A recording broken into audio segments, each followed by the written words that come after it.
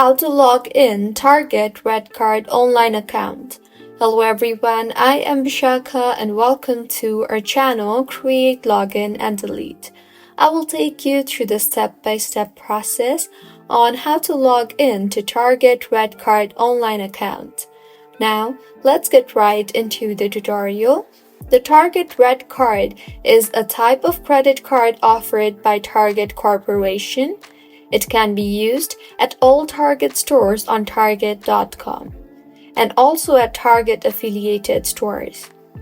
Now, to log in and access your Target card from a mobile device, open your preferred browser and in the search bar search for www.target.com.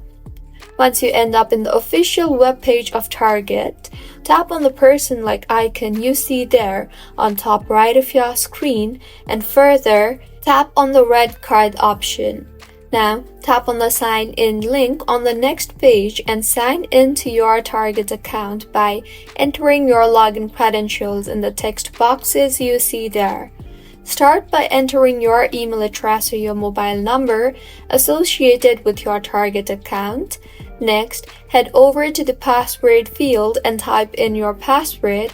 After you are done, tap on the Sign In button and you will be logged in to your Target RedCard online.